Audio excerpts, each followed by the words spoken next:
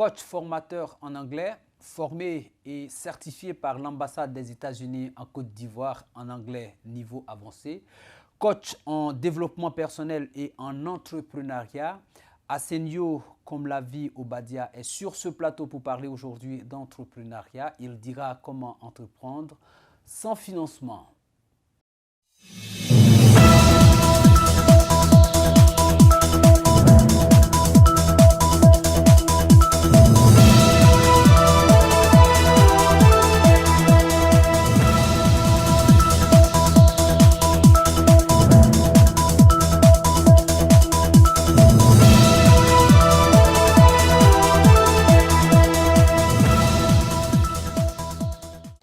Bonjour, Komlavi Obadia. Bonjour. Dites-nous d'entrée de jeu, comment c'est possible d'entreprendre sans financement? Au fait, il est tellement possible d'entreprendre sans financement. La plupart des personnes pensent que pour entreprendre, il faut avoir beaucoup d'argent. Et selon les études que nous avions faites, des livres que nous avions lus, nous avions constaté que la plupart des anglophones n'attendent pas d'avoir un bon montant avant d'entreprendre. Alors, qu'est-ce qu'ils font? Je pense que dans cette émission, nous allons vous dévoiler tous les secrets qui vont vous permettre de savoir comment vous aussi, vous pouvez entreprendre sans grand financement. Au fait, quand je dis sans grand financement, vous savez qu'aujourd'hui, on ne peut pas se lever comme ça pour entreprendre. Je donne un exemple très simple. Si même je vais à Djamé, par exemple, pour prendre des photos de quelques des produits que je veux vendre, là, je dépense au moins le transport pour aller. Là, vous comprenez que quand on parle de l'entreprise sans financement, ça ne veut pas dire que ce n'est même pas un franc que tu ne vas pas utiliser, mais le peu d'argent que tu as, tu peux l'utiliser et puis grandir ton entreprise. C'était important d'élever l'équivoque. Quelle définition donnez-vous à l'entrepreneuriat? L'entrepreneuriat, c'est très simple. C'est pouvoir être en mesure de satisfaire un besoin. C'est-à-dire, toi, en tant qu'entrepreneur, tu cherches un besoin, tu satisfais ce besoin-là et en retour, tu gagnes. Alors, comment trouver les besoins? Nos environnements dans lesquels nous sommes sont pleins d'informations exploitables.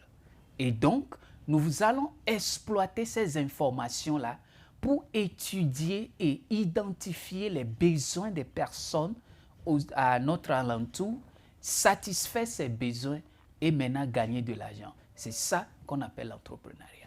Comment l'entrepreneuriat sans financement est-il différent des programmes d'entrepreneuriat enseignés dans les écoles? Vous savez, dans les écoles, avant que quelqu'un entreprend, on dit « va amener ton business plan ». En anglais, on dit « business plan ». Donc, il faut que vous rédigez d'abord un business plan avant de pouvoir se lancer dans l'entrepreneuriat. Or, nous parlons de l'entreprise sans financement. Aujourd'hui, nous n'avons pas besoin d'un business plan avant de se lancer dans l'entrepreneuriat. Non. Nous disons que nous pouvons aller en identifiant seulement les besoins et à combler ces besoins. Et s'il arrive qu'en avançant, vous bloquez? Parce qu'on voit des entreprises qui existent 2 mois, 3 mois, qui ont une durée de vie assez limitée parce que les études n'ont pas été mêlées sur un long terme. Est-ce que ce que vous dites ne rejoint pas Très bien. Cela? Alors, nous avons quelque chose qu'on appelle l'étude du terrain. Il faut d'abord étudier le terrain d'abord pour savoir quel produit vous allez vendre. Donc, c'est pourquoi j'ai parlé d'abord des besoins de ton environnement. Donc, prenons par exemple que nous sommes à Angré. Qu'est-ce que les gens d'Angré ont besoin? Qu'ils vont chaque fois à Djamé avant de combler ces besoins-là. Alors, ça fait combien de personnes ont besoin de ces produits-là? Ça fait combien de temps les gens faisaient des longues distances pour chercher ces produits? Alors, vous allez voir que c'est des analyses que nous devons faire d'abord avant d'y lancer dans l'entrepreneuriat. Donc, cela nécessite de l'argent tout de même. Oui, cela nécessite de l'argent, mais la plupart des temps, quand vous avez au moins le besoin et puis le besoin est fort, vous allez toujours avoir les moyens.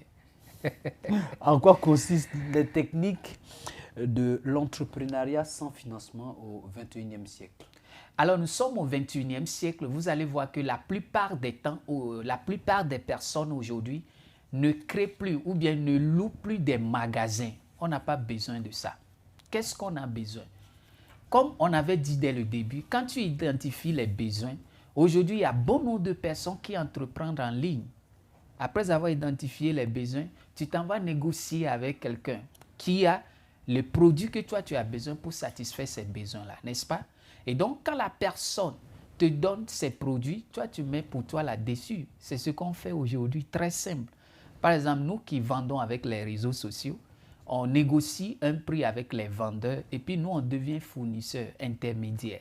Donc, voilà l'une des stratégies que nous utilisons. Donnez un exemple concret de ce que vous dites. Partons, par exemple, par un téléphone. Allez-y, un exemple de ce genre. OK.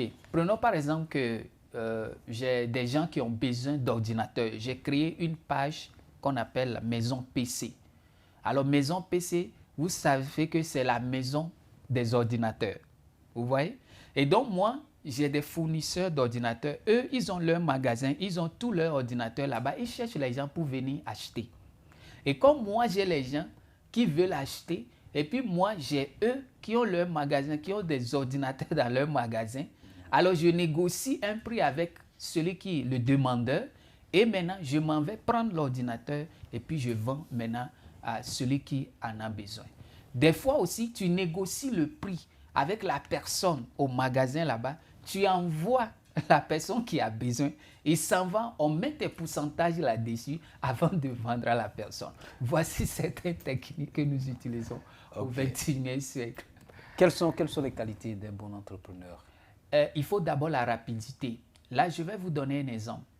Au Mali, il était arrivé qu'il y avait un monsieur qui voulait 17 tonnes de riz. Et le fournisseur a dit au monsieur que lui, il peut fournir les 17 tonnes de riz dans 3 mois. Or, la personne a besoin des produits sur le champ. Quelqu'un était à côté qui écoutait le message. Qu'est-ce que la personne a fait? Après qu'ils ont discuté, il a approché le monsieur, il a dit, vous voulez 17 tonnes de riz maintenant? Le monsieur dit oui. Vous avez l'argent là sur vous? Le monsieur dit oui. Donc si je vous trouve les 17 tonnes de riz maintenant là, vous allez payer? Il dit oui. Ok, est-ce que vous pouvez m'accorder 15 minutes? Le monsieur dit oui. Et il appelle ses amis. Je vous dis, dans 30 minutes, le monsieur a trouvé les 17 tonnes de riz et il a donné ça, il a vendu. Il a mis d'abord son pourcentage là-dessus, il a vendu. Maintenant, la personne qui dit que c'est en 3 mois qu'il va fournir le riz. Est-ce que vous voyez? Donc, première qualité d'un bon processus entrepreneurial, c'est d'être tellement rapide. Et quand vous êtes rapide, vous allez toujours avoir les gens qui sont là pour vous aider, pour que vous puissiez aller de l'avant. La rapidité n'est pas la seule qualité d'un bon entrepreneur. Oui, la rapidité n'est pas la seule qualité. Il y a aussi... Il y a quelle autre qualité encore? Il y a aussi ce que nous appelons cost killer. En tant qu'entrepreneur, quand tu vois que, par exemple, le prix de tes articles fait que tu ne trouves plus de clients, qu'est-ce qu'il faut faire? On fait des promotions. Mais ça ne veut pas dire que tu as cassé le prix jusqu'à toi, tu n'auras rien là-dessus. Donc, on fait des promotions. Vous allez voir, il y a beaucoup d'entreprises qui font des promotions aujourd'hui, surtout comme demain, la fête de Tabaski, comme vous le savez. Vous voyez qu'il y a beaucoup de promotions, il y a beaucoup d'entreprises qui font des promotions. Ils sont en train de faire quoi? De faire ce que nous appelons un cost killer. Ils sont en train de casser un peu le prix, mais ça ne va pas pénaliser le marché. Donc, voilà aussi l'un des qualités d'un bon entrepreneur. Et un bon entrepreneur travaille toujours avec les personnes qui ont les mêmes visions que lui. Les personnes qui ont les mêmes visions que vous. Si vous ne travaillez pas avec les personnes qui ont des bonnes visions, des mêmes visions que vous, c'est pourquoi vous allez voir qu'il y a les entreprises qui commencent aujourd'hui et en peu de temps, ces entreprises n'existent plus. Tout simplement parce que les personnes qui travaillent avec l'entrepreneur n'ont pas la même vision que l'entrepreneur. Alors nous venons de voir au moins 3 qualités d'un bon entrepreneur. D'abord, il faut la rapidité. De 2, Il faut essayer de travailler tes prix quand tu vois que ça ne va pas. Et troisièmement, il faut travailler avec les personnes qui ont les mêmes visions que vous. Et la capacité de s'adapter aux nouvelles donnes, ça aussi c'est une qualité Très bien. d'un très bon entrepreneur. C'est ça. Quels sont les problèmes liés à l'entrepreneuriat privé ici? Je vais vous donner un exemple. Oui. En Afrique, il y a beaucoup de problèmes qui sont liés à l'entrepreneuriat privé. Prenons par exemple que je suis fonctionnaire et par exemple en tant que coach, en tant que esthéticien par exemple, j'ai toujours mon cabinet, mon salon d'esthétique. Maintenant, moi, je ne suis pas là-bas. Ou bien, monsieur Ouattara, je ne suis pas là-bas. Donc, vous voyez que ceux qui sont là et qui sont en train de faire les ventes dans mon magasin et dans mon bureau, ceux qui reçoivent les gens, il peut arriver que des fois, ce n'est pas les calculs totaux, ce qu'ils ont trouvé dans la journée, ce n'est pas tout le compte qu'ils vont nous faire. En Côte d'Ivoire, on dit ils ne font pas le vrai point. C'est ça, ils ne font pas le vrai point. Donc, vous comprenez déjà que petit à petit, l'entreprise que j'ai créée va commencer par à ne pas avoir encore d'entrée et vous allez voir un peu de temps, 2 ans, 3 ans, cette entreprise n'existe pas. Alors, l'entrepreneuriat privé, voilà l'un des problèmes. Si toi-même tu n'es pas sur le terrain, je vais vous donner un exemple très simple. Quelqu'un qui a acheté un taxi et puis il a donné à un chauffeur. Vous savez ce que le chauffeur dit dès son entrée dans le taxi le premier jour? Alors, il a créé mon entreprise pour moi.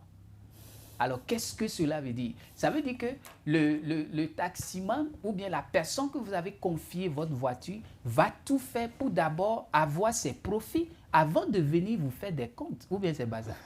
Donc, on voit qu'en Afrique, on a un peu, c'est pas un peu, mais on a des problèmes liés à l'entrepreneuriat privé. Comme la vie, que conseillerez-vous à cette jeunesse qui aspire forcément à la bureaucratie? Au fait, comme j'ai voyagé beaucoup, c'est une question que j'adore. Je fais toujours une comparaison entre le francophone et l'anglophone. La jeunesse anglophone sait que si par exemple, ici c'est pour mon papa, c'est pour mon papa. Je dois chercher pour moi-même. Or, le francophone, on dit, oh, comme c'est pour papa, là c'est pour moi. Surtout quand on est garçon. Et donc, qu'est-ce que nous devons faire en tant que jeunes? En tant que jeunes, nous avons la force. En tant que jeunes, nous avons l'intelligence. En tant que jeunes, c'est maintenant le moment de nous lancer dans l'entrepreneuriat. En faisant quoi? Autour de nous, cherchons chaque fois à fouiller pour trouver des opportunités. Alors, qu'est-ce que je peux faire pour satisfaire ce besoin-là? Voilà les choses que nous devons faire afin de nous pouvoir aider, pousser à réduire le nombre des personnes qui cherchent d'emploi et à devenir des créateurs d'emplois pour aider notre génération à venir. On ne pourra pas dire tout aujourd'hui. Oui. Malheureusement, nous sommes pratiquement à la fin de notre émission. Mais une dernière question. Très prochainement, vous serez sur le plateau de l'Intelligent TV en faisant 2 émissions, des capsules, bien sûr, de développement personnel et le récapitulatif donc de l'information hebdomadaire en anglais. Comment comptez-vous prendre pour réussir tout cela? Au fait, c'est un boulot que j'ai déjà démarré avec le coaching de M.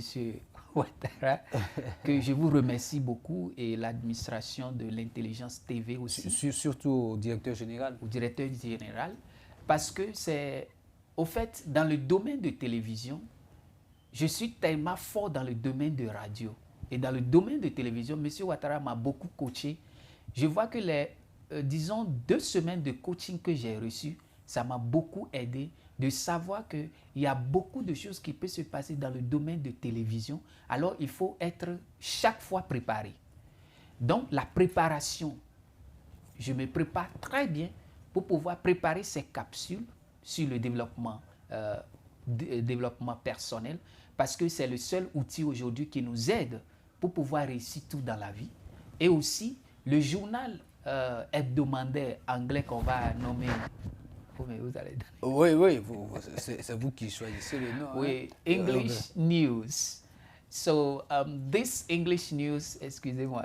Dites-le, Okay. allez-y.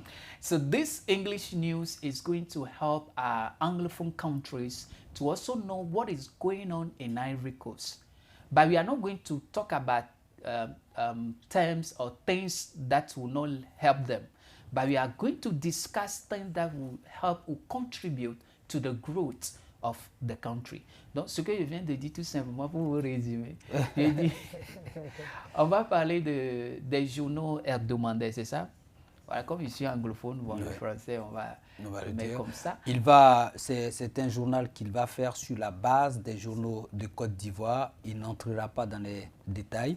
C'est à partir des titres qu'il va donner les informations qu'il va faire. Vous regardez bien le visage, c'est bien Assinio Komlavi Obadia. Il est coach formateur en anglais. Il a été formé et certifié par l'ambassade des États-Unis en Côte d'Ivoire. Très prochainement, il sera sur l'Intelligent TV pour présenter des capsules et aussi nous présenter des informations en anglais. Ça sera hebdomadairement.